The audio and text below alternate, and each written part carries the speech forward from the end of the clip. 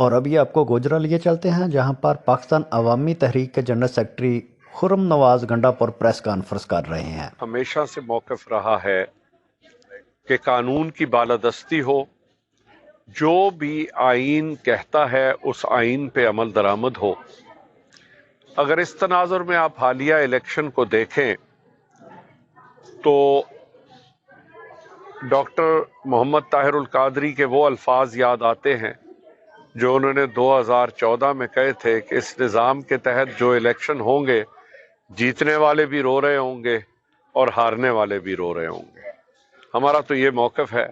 آج آپ دیکھ لیں، جو الیکشن جیتے ہیں اور حکومت میں ہیں وہ بھی رو رہے ہیں، خوشی نہیں مناتے، مٹھائی نہیں بانٹتے، اس لیے کہ ان کو پتہ ہے کہ جھوٹی جیت ہے۔ اور جو ہارے ہیں، ظاہر ہے ان کو پتہ ہے کہ وہ الیکشن جیتے تھے، ان کا مینڈیٹ ان سے چوری کیا گیا ہے۔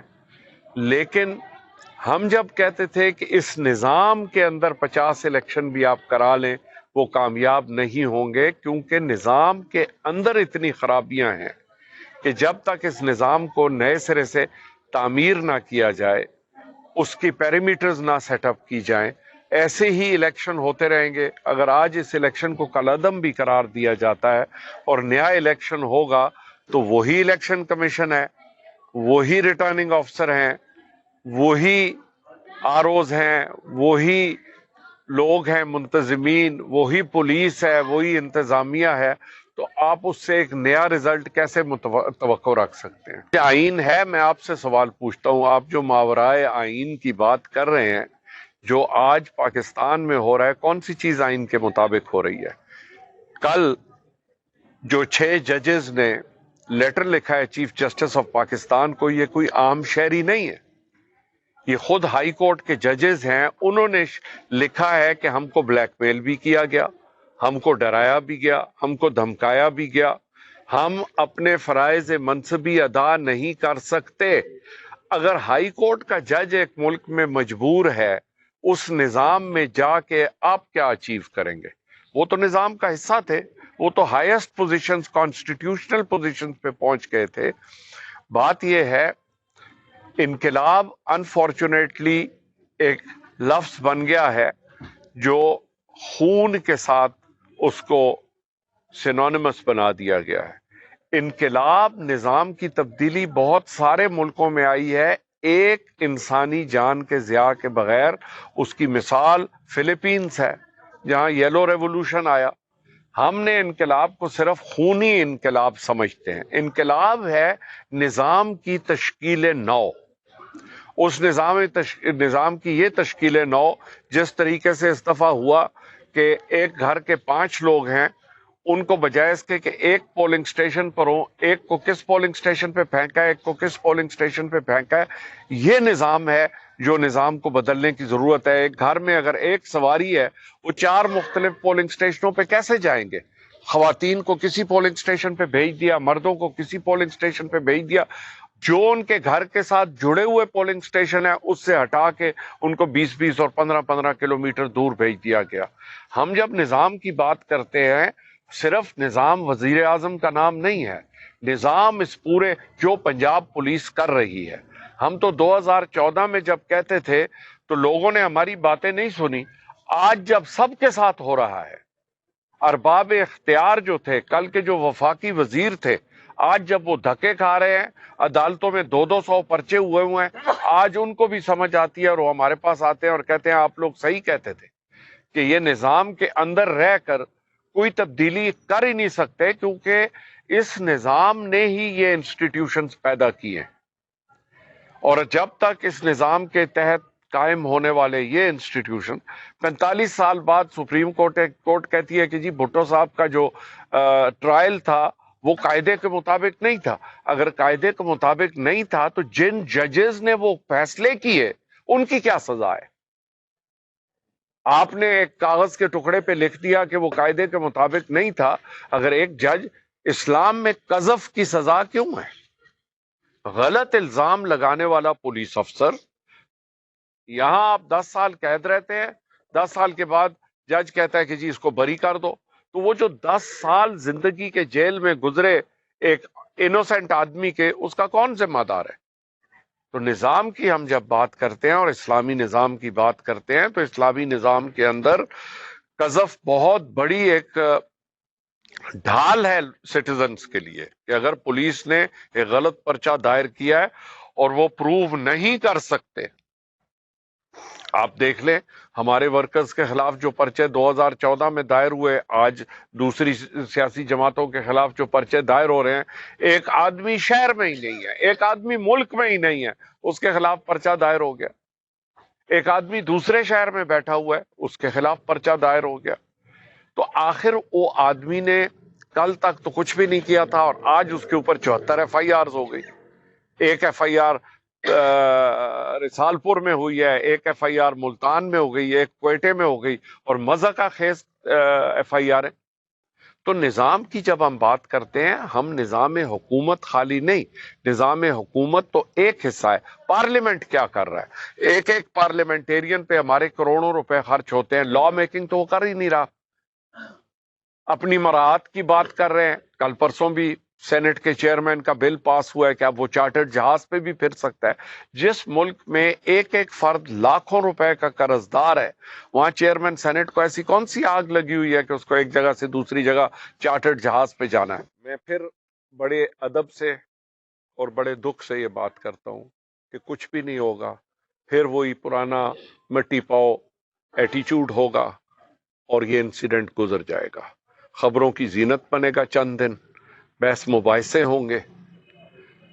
کہیں پارلیمان میں کسی چیز کو ٹھیک کرنے کی نیت ہی نہیں ہے۔ جب نیت نہ ہو، آپ نہا لیں، بالکل تازے کپڑے پہن لیں، مصلے پہ کھڑے ہو جائیں، نیت کے بغیر ساری نماز پڑھ لیں، آپ کی نماز ہو جائے گی؟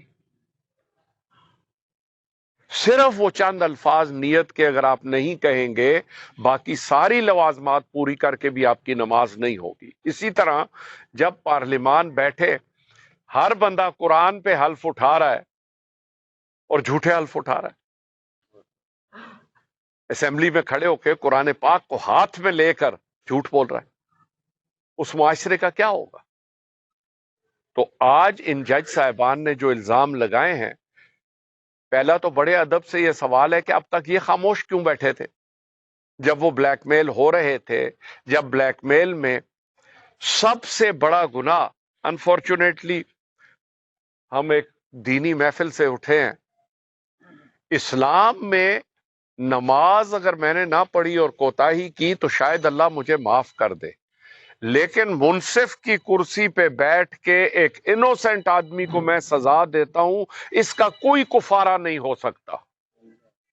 ان ججوں نے جب سے یہ کہہ رہے ہیں اس سال میں کتنے فیصلے کیے، کتنے انوسینٹ لوگوں کو نقصان پہنچایا، ان کا کفارہ کون ادا کرے گا؟ ان کو تو جو ملے گا یا نہیں ملے گا۔ ہم اصل میں بڑی معذرت سے پریس کے سوالات بھی صحیح نہیں ہیں۔ پریس کے سوالات یہ ہیں کہ جس آدمی کے ساتھ ظلم ہوا، 139th پہ ہے ہماری judiciary out of 143 in the world. کیا وجہ ہے ہم 139 پہ کھڑے ہیں while we are the highest among the highest paid judiciaries in the whole world؟ اس لیے کہ رول آف لا میں، اور اس لیے کہ کوئی ریڈریس آف گریوینس کا طریقہ نہیں ہے۔ ایک دن ایک آدمی وزیر اعظم ہے، اس کے آگے 25,000 آدمی اس کو سلامی پیش کر رہا ہے، دوسرے دن آپ اس کو جیل میں ڈال دیتے ہیں، اور جیل میں بھی اس طرح ڈالتے ہیں جس طرح جانور کو رکھتے ہیں۔ دنیا میں کہیں جیفری ڈامر، یہ نام ہے، آپ گوگل کر سکتے ہیں، وہ انسانوں کو کھاتا تھا، لیکن جب اس کو عدالت میں پیش کیا گیا، اس کو سوٹ پہنا کے، ٹائی پہنا کے عدالت میں پیش کیا گیا، تو انہوں نے سوال کیا کہ یہ تو درندہ ہے۔ اس نے کہا یہ درندہ ہے لیکن عدالت میں پیش ہوا ہے، یہ جو کپڑے اس کو پہنائے ہیں یہ عدالت کی عزت میں پہنائے ہیں۔ ہم وزیر اعظم کو، جو ریاست اپنے سابق وزیر اعظم کو پروٹیکشن ہی نہیں دے سکتی، جو ریاست چینی انجینئرز کو پروٹیکشن ہی نہیں دے سکتی۔ میں جس گاؤں کا رہنے والا ہوں، ہمارے پولیس اسٹیشن پہ پچھلے 4 مہینے میں 5 دفعہ طالبان نے حملہ کیا ہے۔ جو ریاست اپنی ہی پولیس کو تحفظ نہیں دے سکتی، اس ریاست کے اوپر بہت بڑا کوسچن مارک ہے۔ چائنیز انجینئرز وہ ہمارے ملک کی ترقی کے لیے یہاں آئے ہوئے تھے، اپنی جان ہتھیلی پہ رکھ کے آئے ہوئے تھے، ہم اپنے مہمانوں کو پروٹیکٹ نہیں کر سکے۔ لیکن یہاں کیا ہوگا؟ بیانات ہوں گے، ایک سرکاری ملازم کو ڈسمس نہیں کیا جائے گا۔ آخر کوئی تو ان کی سیکیورٹی کا ذمہ دار تھا نا، ایک تو ان کے ساتھ بس میں جو ہے فوت ہو گیا۔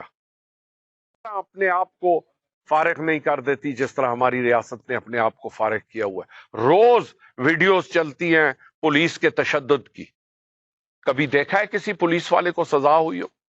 اس لیے سزا نہیں ہوتی کہ اسی پولیس کو سٹیٹ استعمال کرتی ہے، جب وہ استعمال کرتی ہے 10 لوگوں پہ ظلم کرنے کا، تو 11ویں شخص پہ 12ویں پہ وہ خود ظلم کرتا ہے۔ اس کو پتا ہے میں ان کا ایجنٹ ہوں، میں ان کے لیے ظلم کیا ہے، تو وہ یہ اس ظلم سے پردہ پوشی کریں گے۔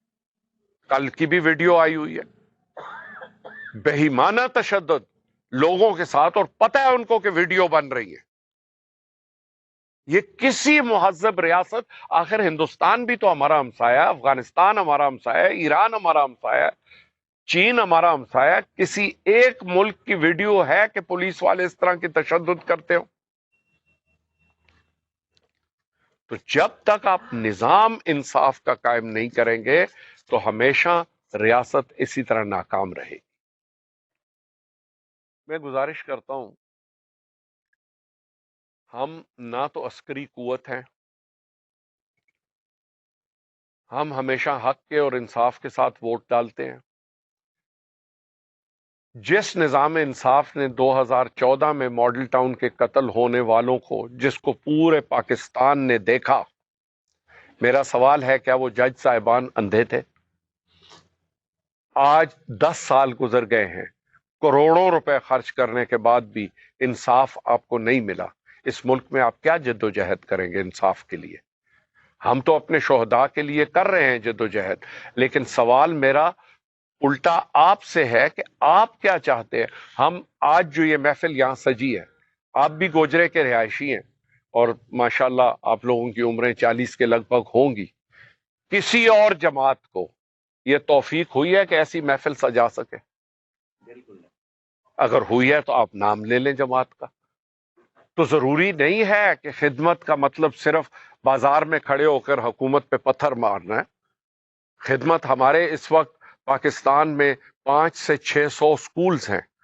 کیا آپ کے علم میں ہے کہ تحریک منہاج القرآن نے جو نیا سلیبس لکھا ہے نظام المدارس کا، 276 سال کے بعد پہلی دفعہ درس نظامی کو نئے سرے سے ریوائز کیا گیا ہے؟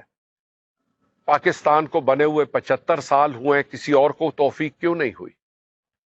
ہم مختلف جہتوں پر کام کر رہے ہیں۔ آپ کبھی لاہور تشریف لائیں، پاکستان کا بیسٹ یتیم خانہ ہم رن کر رہے ہیں، لاکھوں لوگوں کو فلڈز میں امداد دی ہے، 500 گھر بنائے ہیں۔ یہ حکومت کا کام تھا یا این جی اوز کا کام تھا اور سیاسی جماعتوں کا کام تھا کہ فلڈ میں جو لوگ افیکٹڈ ہوئے ان کو گھر بنا کے دیں اور ان کو راشن تقسیم کریں؟ ہماری حکومت نے تو اپنا کام چھوڑ دیا ہے۔ آج راشن تقسیم ہو رہے ہیں، کیا رمضان المبارک میں پرائسز کا کنٹرول کس کا کام ہے؟ حکومت کا کام ہے، یا آپ کہتے ہیں عملی اقدام پاکستان عوامی تحریک کیا کر رہی ہے؟ ہم پرائس کنٹرول کے اوپر کیا عملی اقدام کر سکتے ہیں؟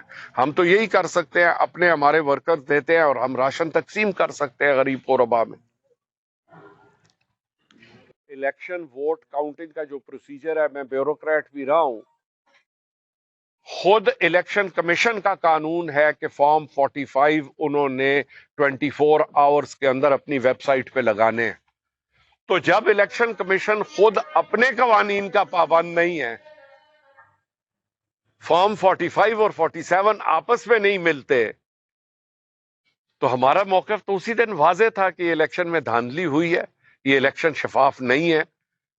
آج بھی میں شام کو مل رہا ہوں، برطانیہ سے ایک ٹیم آ رہی ہے اسی سلسلے میں تحقیقات کرنے کے لیے، ان کے ساتھ میری میٹنگ ہے۔ مجھے برطانیہ بھی انہوں نے انوائٹ کیا ہے اسی سلسلے میں ایک سیمینار پہ۔ تو ہماری آواز جہاں تک جاتی ہے وہاں تک تو ہم آواز اٹھاتے ہیں، اور ہمارا بڑا واضح موقف ہے کہ الیکشن اگر صاف اور شفاف نہیں ہوگا، اگر عوام کو الیکشن میں اعتماد نہیں ہوگا، اس کے نتیجے میں معرض وجود میں آنے والی حکومت کبھی بھی کامیاب نہیں ہو سکتی۔ پرسپیکٹو میں ڈال لیں، اگر چیف منسٹر ہاؤس کی تزئین اور آرائش پہ 2.5 ارب روپیہ خرچ ہو سکتا ہے، اور صرف ٹائر اور میچنگ میٹس ڈالنے کے لیے پنجاب کی چیف منسٹر 3.25 کروڑ روپے وفاقی حکومت سے مانگ سکتی ہیں، تو میرا خیال ہے پیسوں کی کوئی کمی نہیں ہے۔ آپ کل کا اخبار اٹھا لیں اور دیکھیں کہ حکومت کی عیاشیوں پہ کتنا پیسہ خرچ ہو رہا ہے۔ 12 اور 14 کروڑ روپے کی لینڈ کروزریں کس لیے ضرورت ہے سرکاری اہلکاروں کو؟ ان کے لیے اگر پیسہ ہے تو الیکشن کرانے کے لیے پیسہ نہیں ہے۔ لیکن الیکشن اگر صاف اور شفاف نہیں ہوگا، اگر الیکشن کمیشن غیر جانبدار نہیں ہوگا، اگر عدالتیں جانبدار ہوں گی، تو پھر 10 الیکشن کرا لے، رزلٹ یہی ہو۔